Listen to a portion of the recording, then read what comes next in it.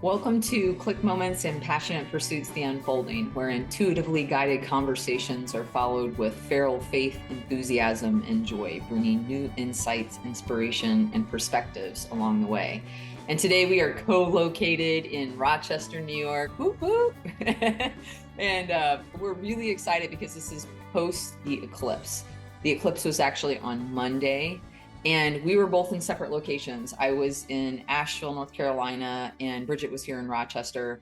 And we had some interesting conversations, as many people did that were geeked out on the eclipse day. And we want to kind of riff on some of these with you, because we know that people are really interested in what this eclipse really means, specifically energetically. What does it mean? And I had a couple of friends, Tony and Mia, that were with me at a location in Asheville. And one of my friends, Mia, mentioned that this is a time, we were talking about like what the eclipse meant and what we each knew about the eclipse, given what we had learned. And we were talking about how the eclipse was a moment, and she described it as a new volume, not a new chapter in our lives, but a new volume. And we kind of want to riff on that because that has a really powerful energetic implication to our lives. And so what really do we have the opportunity to step into during this time? And it doesn't mean that we will, just because the universe is giving us this opportunity. So we want to talk about this so that we don't miss this opportunity to energetically have a shift. So when you heard that, when you heard, that it was a new volume, you immediately got pinged and you were like, ooh, this is really interesting. Mm-hmm. What were you thinking? Like, what did this do for you when you started thinking about this? Yeah, so what I mentioned was that just because we're entering a new volume, just because the universe has given us this energetic cleansing of this new volume, doesn't mean that we are necessarily aware of our ability to step into that with fresh energy, with fresh thoughts, with a new, even character. Like, what are we carrying into that new volume? And I think that sometimes people think, oh, we have this newness. It's springtime. There was a new moon this week too. There's an eclipse, there's a new volume, and people just expect to be carried into that and given a shift, when I think that it's our responsibility to bring our own intentional new energy and clarity and life to that shift. So you may or may not have experienced the feeling of this during the eclipse, because you may or may not have been willing or able or even aware of your ability to work your energy around what was happening. So, and just because, I don't want people to feel like, oh, well, it's over, it happened, and I missed the boat. And, as I'm looking at my volumes over here, volumes and volumes of books, and I'm thinking, as an English teacher, as a student of literature, when you're in the same like story arc, but you enter a new volume in this story arc, the beautiful thing that I want everybody to hear is that you don't leave behind the characters, you don't leave behind all of the lessons that they've learned, you don't leave behind the positive energy of the story, of the momentum of what's been going on. Some of that gets rehashed at the beginning of the new volume. Mm-hmm. So if you're rehashing things right now, you haven't missed the boat. Mm-hmm. You're right in the right spot. Mm-hmm. But just know that as this is coming out, as it's like 1 week after the eclipse, now is a time for you to be really intentional about, well, what do I want to move forward with? What storyline, what arc is serving me and what is not? And what do I want to leave behind and cleanse? And how do I want to work with this energy of this new volume moving forward? So if you didn't see my note, you just took about all of what I just had to say. Yeah, no, it's amazing because it's similar to what I was experiencing, with some slight, differences in that there is this, like when you go from one volume in a series to another. So I look at it as like in our lives, it's like a fresh volume, but in a continuation of a series, right? So it's almost like, Harry Potter book volume 4 You know what I mean? It's not like 1 through 3 didn't exist. You've got the backstory, you've got the characters, you've got those things that happen. But here's the thing, it gives us context. It gives us some historical context to why this, version of us exists. So we've got like, we've been through these different experiences, we've had these things happen, but now we're in, like, it's always in all the Harry Potter movies, they're older. They're the newer versions of them. They've actually, like, we don't get, oh, what happened over the last 2 years. We just see that they've aged, they've gotten older. Yeah, but they are the version of themselves who they became as a cause of those events, and they're carrying that version forward. So we may not know about all those events, but they've shaped their characters. Exactly. So because of that, though, as an outsider, as somebody who doesn't see that, what happens is sometimes it's lost in translation. It's actually like, because those conversations aren't discussed, then they make a brief mention, and they always talk about the things that they did over the last few years to kind of catch us up. But they don't talk about it's like the hero's journey, but it's the hero's journey, the external journey. It's not the heroine's journey or the internal journey that somebody has gone through. And so we don't know what inner shifts have happened because of what happened. But we do know that in every Harry Potter volume and movie, right? I don't know why I'm going with Harry Potter. I really don't like. I mean, I wrote down Old and New Testament, which we can get to. Okay, that's cool. Great. Yeah, let's throw both out there. But it's like it's interesting because there was always at the end of a movie, there's like this big scene, and it's like this major thing that you had to overcome, and then there's like this season that it's like it's integrating. The person has to integrate what's happened, and they don't pick up the week after the thing happened. They pick up 2 years after the thing happened, or next year after the thing happened, because there's a presumption of time. It takes time to reconcile or integrate those experiences to be the newer version of us. And so we don't give enough articulation to that time. And I think the consequence to that is that we're all experiencing our own heroes and heroines journey. We're all going through the arc of our life and being given these opportunities. But some of us beat ourselves up for not having that initial version. It's like they finished watching the third movie and they go right into the fourth movie, and there's not a beautiful understanding or appreciation for that there was time that passed. And things that happened, and what kinds of things are we being given an opportunity? What kinds of intentional action are we being invited to consider for us to get to this next version? Because otherwise, we're not the next version of us. We just happen to be older, but we're not wiser. Oh God, it's like carrying around a bag of all this nourishment that you've accumulated through the past versions of yourself, but instead of eating it to nourish you, you're just carrying it around and saying, well, I've got all this. It's like, what is that? Oh man, I'm not a video game person, but what is that? What is a video game where like you throw it all in your sack, and then he's like, he carries it around and he takes it with him to, anyway, I don't know. I'm not making this up. I know this was a real thing. Zelda? Is it Zelda? Maybe. It's the only video game I didn't get into. Fantastic. Yeah. So I think that's what it is. And if you're a video game person, I apologize, but what I remember of this was watching my best friend in like middle school play this game. So anyway, but he would carry all these things around, and I'm like, well, that's great that you've got all these tools and all this food and all these things, but they do you no good if they're in your sack and you're not putting them on, ingesting them, and helping them become part of who your character is going forward. Yeah, I love that. I love this this image of tools, because you get the tools along your journey. You don't just, like, somebody doesn't say, hey, for $4.99 you can pick up this tool, and you've just been sitting there.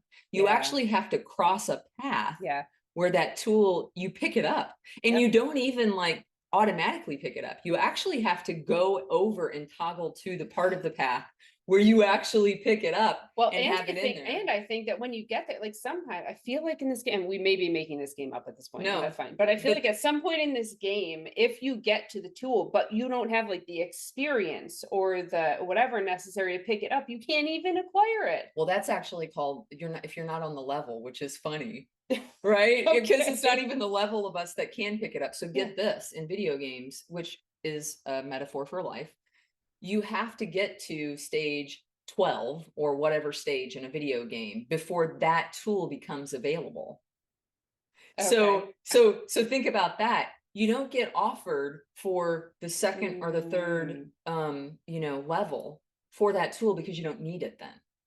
And Yeah. that's much like what we experience in life. Like when I work with people in my work, I talk to them about like follow what you intuitively like, pull out what you intuitively know, because we'll be doing something and we'll be traversing something. And if I offer my class and somebody's like, that just doesn't intuitively nudge to me, but yet this other thing does, then go do that thing. Yeah. Don't put yourself in your mind and go, I don't. Now, here's what happens though. I see people all the time. Their intuition says to do it, and then they talk themselves out of it. So their mind starts going, well, wait, let me think about this, and let me, follow your intuition. If it does or doesn't go with whatever's in front of you, follow that, because there's something inside you that is innately understanding what you need next. And it's much like these games where you don't get offered the tool until, and now what's interesting also is that you can bypass that tool. Your pack's only so big. Oh, so you can only carry so many. So sometimes you actually have to let go. So some people in the video games will let go of a tool because they're like, oh, I don't need that anymore. And that just kind of speaks to bandwidth. Now, of course, sometimes I tend to look at it like we don't ever really let go of something, but we do maybe, well, actually, we do kind of let go of some things that are tools. I think of people who, like I talk a lot about harm reduction. So sometimes people will pick up, like when I used to work in social services, people would come in having used different substances, and they would be surprised that I would be like, good for you for finding something that helped you get through. And they're like, whoa, you're not going to criticize me for doing that? And I'm like, no, you don't understand. Some people are still struggling outside of here because they didn't have a tool to help them get through. But what's happening is that it may not be working for you anymore. Or you maybe need to get another tool so that you can feel like you can release this. But it's hard for us to release something before we've picked up something else. So this is where it's like it kind of gets you through until you can get to that other tool along the path. Right. Okay, I love this. So something just came to mind, and I want to take this one step further, and then I want to connect it back to this whole eclipse energy. Yeah. So thank you. So I was like, wait, what are we talking about? Video? What topic did we set out with here on this eclipse? I'm gonna put it on my list. So as a family, we take Kung Fu. And we're taught at our different levels of Kung Fu at the beginning, and primarily Kung Fu is defensive. Okay. But at the beginning, we will learn a move. So say we'll learn a block. But at the next level, that block becomes a pick. And then the level after that, that block becomes a pick, which turns into a punch. But you only, at our level, you only get to use that as a block. Got it. You don't get to use it as a pick because the person who you're sparring with is more advanced than you are. And if you use it as a pick, then they're going to pick you right back and punch you or take you down. Right. And they will do that to teach you a lesson of right now, your level is defensive. Got it. Is a wipe and a block. But when you get to the next level, then you're at the point where you have like the responsibility to be able to use that properly at the next level. Yeah. So that made me think, okay, well, assess what level am I at right now in my growth and development? What tools are working for me really well right now? What tools did I previously have that were working for me, but I've kind of set them aside because they aren't serving me in the way that they used to? Yeah. And we've had personal conversations around some of these things, and I'd encourage people to have conversations around what tools worked really well for me, what energy was flowing really well for me, but maybe is something I want to reassess now as I'm moving forward. Where am I headed? Like, if we don't know, I think that's another good thing. The benefit of being the author of your volume is that kind of generally, you have an idea of where you're headed, either intuitively or because it's a goal or because you just feel like you've connected with your source or your higher self, and that's pulling you in that direction. So the benefit of being the author of this journey and of this volume is that you can assess and say, okay, here's the tools I have, and here's where I'm headed. Are these tools going to get me to Right. where I'm headed? Or do I need to reassess and say, I don't really think that this is serving my highest good anymore, but what will? And what do I want to bring in to fill that spot now that will get me there? This is interesting because I'm thinking from an eclipse perspective, I'm wondering, so when we think about, and we're riffing, obviously, like I don't understand, I actually didn't get too into, usually I kind of geek out on the science of what's occurring, but what my mind starts to think about, and I wonder if you know this or not. So when we look at the eclipse, I almost look at it like slinging something, and there's like this energy. So like when the moon, you could see the moon, right? And then you could see the sun. And then the moon went in front of the sun and it cast that shadow. It was almost like I could feel or sense this. It's almost like when you're in the back of a roller coaster. And the back of the roller coaster, even though theoretically it's going the same speed, in the back of the roller coaster, you like in the front you get to actually see, but in the back you feel like you're the momentum. And so you feel like you're being pulled.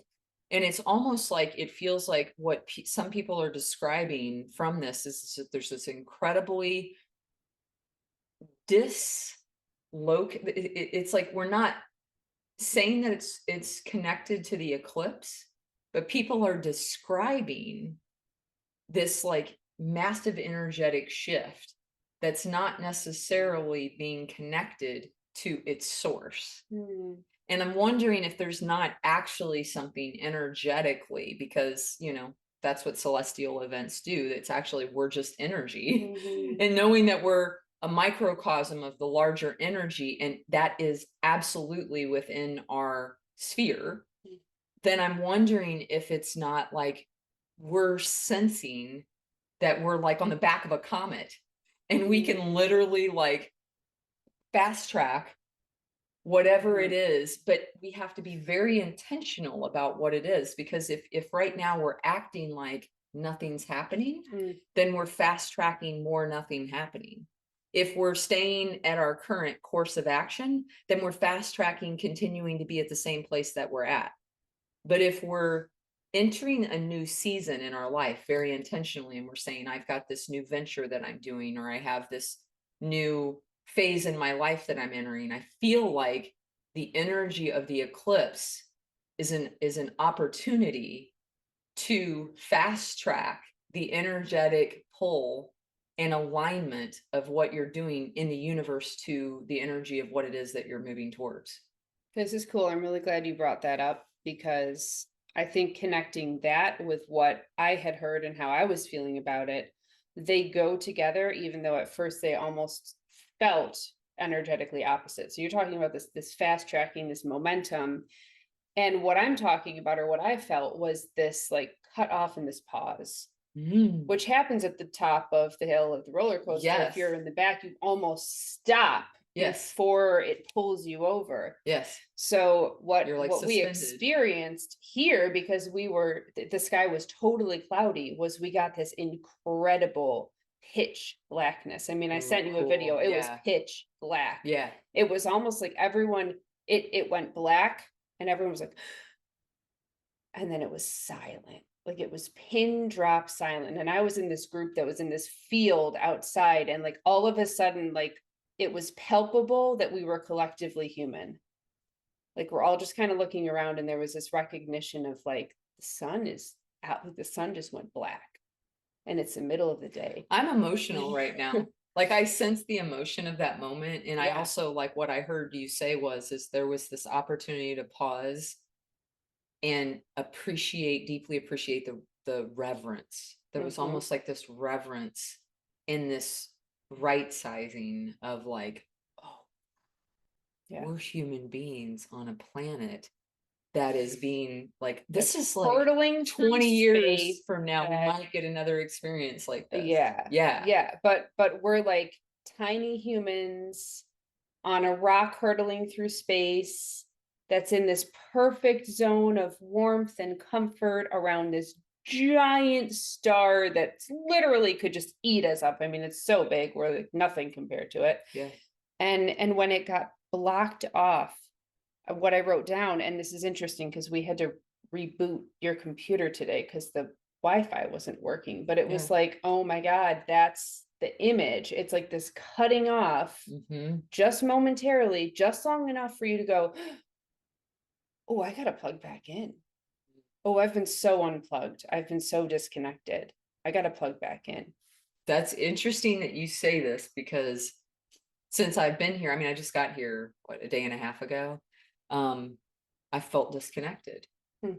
I felt like I unplugged, and so it's kind of metaphorical that my computer was like Yeah. completely like, I'm not connected to anything, right? Yep. It's like this, it does feel like a kind of a, we're being given this opportunity to reevaluate the importance of where we're at. Like if you take that moment that you're describing in the complete black, and where I was, it was um the mailman and I were talking about this, and he described it as diffused, right? It was Cool. diffused.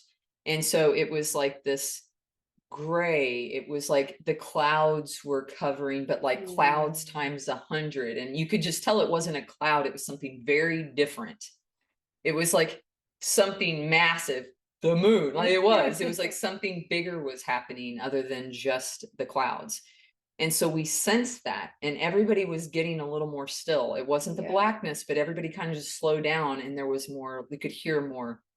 Oh, wow. Like now, mind you, when it all started, me and Tony and I were the only ones when it first started. We put on our glasses, like, let's just see where we're at.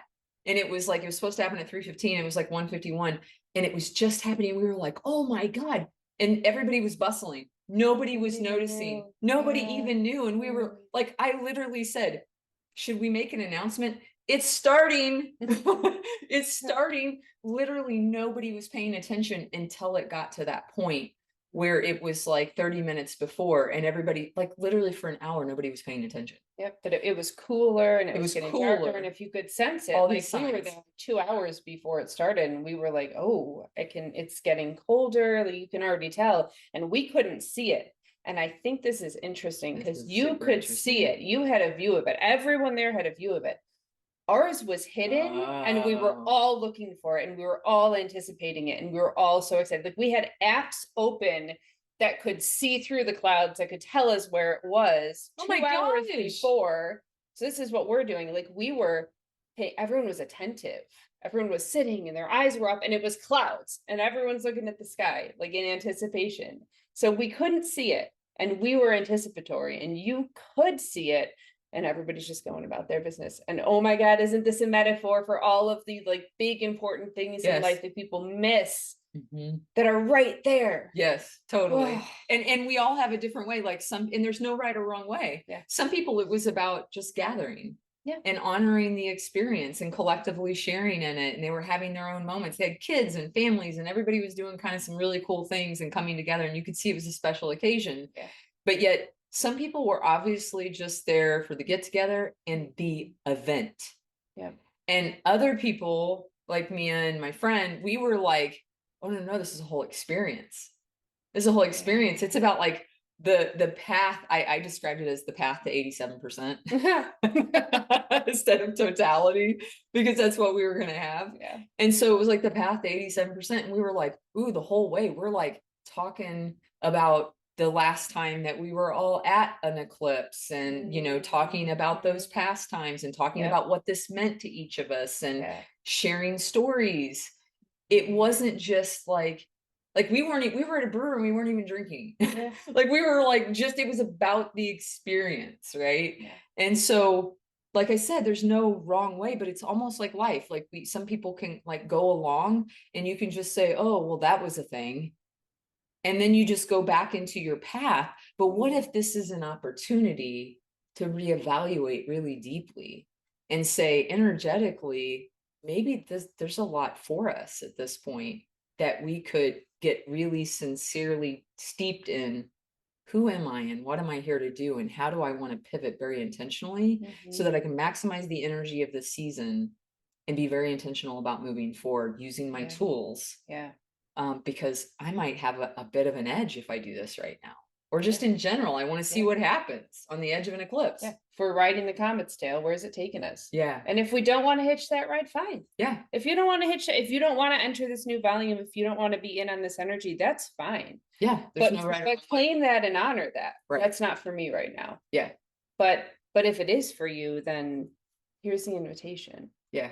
Yeah. Yeah. I actually, when I had something else to share about this, I was talking to somebody who was like, didn't get into it and didn't like want to be a part of it, and was like, I don't understand why all these people are paying $2,000 to go someplace and do this, and some people had paid all this money and then they didn't get to see it because they didn't think about the weather or that, different things like that. And so they were like, I don't understand why all this is going on.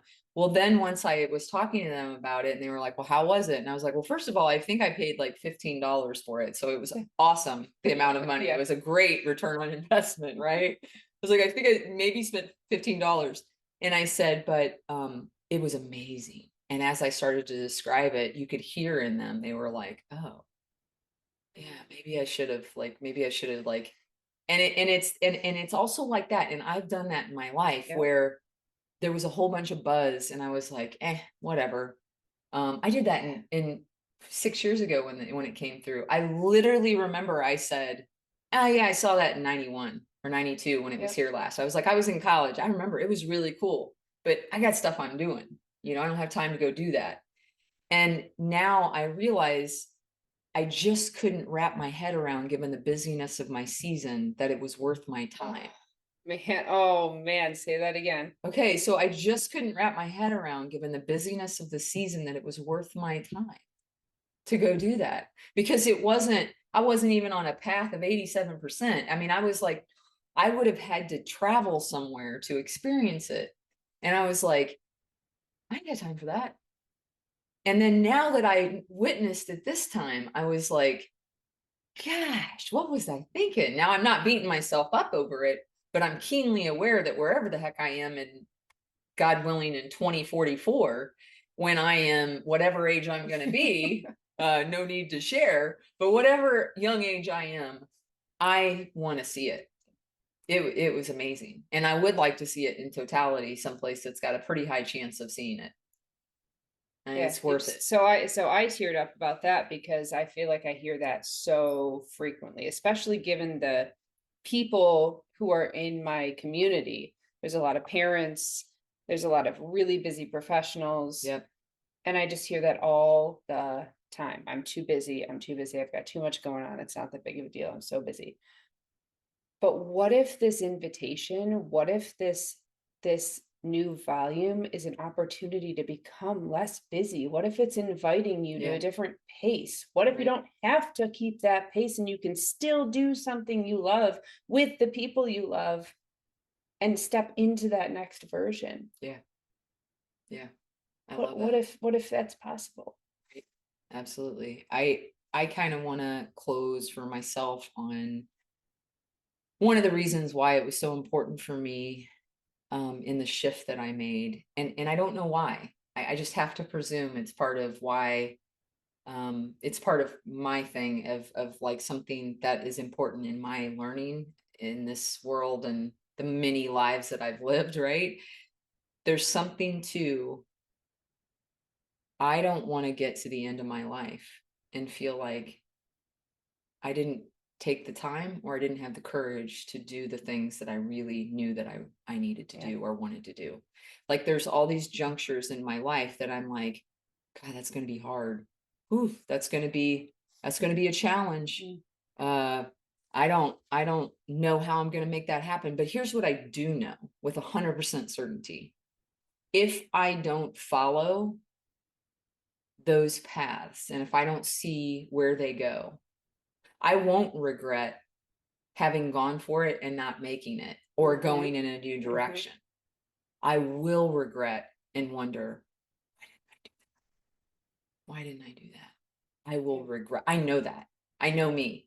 And if I don't go for something, I will regret not going for it. Right. And so that's I think something that when I have these seasons where I'm being gifted with right sizing and it's reminding me of who I am, I am a human being in this world at this time, in this moment of our history, with these circumstances in front of us, post-COVID, post a pandemic. We got the benefit of, even though it was a challenge, we got the benefit of being woken up by something massive.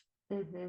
That's what this was. This wasn't like a pandemic that we should look down and go, oh, what's wrong with us that this is like the universe saying, I'm giving you an opportunity to shift in this life. And it's like, for me, I see the eclipse like that. It's an opportunity to get really clear on that we are here in this moment to do something. And what is that? And for me, many of the things that the world cares about are not my number one care. Yeah. It's not even linked to my what and why. Right. Mm-hmm. So I just want to say that we all need those circumstances in life, whether it's life events in our own interpersonal relationships, or if it's an interstellar event. But there's always something that gives us this opportunity to reevaluate and ask ourselves, what tools do I need? What are my goals? And I would just encourage you to go for it with as much, like, just rush towards it, because you're going to be surprised how you get flung and how there's momentum behind it once you get in motion with it. Right. Yeah. And for me, the energy that I've experienced in this week after that event and kind of during that event, but it carried through the week, was an invitation to either stay in something that was predictable and comfortable and kind of certain, or say no thank you to that, because that's not something I'm choosing for myself anymore. And go with an experience of something that isn't necessarily guaranteed, but realizing that, like, this is my new volume. I get the opportunity to write this new volume and to create the course that I'm headed in. And I can either accept something that's certain because, oh, we need you, or you're perfect for this because someone else says I am, or it's right for me. Or I can go for something that feels intuitively right for me, that's not guaranteed, that's inviting me to write the script of what it's going to look like because it doesn't exist yet. That gets you excited. That gets me excited. Because you just showed a lot of excitement with that. Or I could do this. Yeah. So I think that's so I think that's my invitation. If either of these resonate with you and where you are and what energetically feels right, maybe that's for you. Yeah. Maybe it's something to look into. Yeah. Awesome. Thanks for this convo. Yeah. Thanks for being here. Yeah. So a special thank you to Melissa Moss for our cover art. You can find out more about her at melissamossart.com. And thank you to Cloud Cult for our intro and outro music from their song, There's So Much Energy in Us. Learn more about them at cloudcult.com. And to all of our listeners and viewers, we invite you to this new volume. We hope that you have a future that is full of peace, love, and light.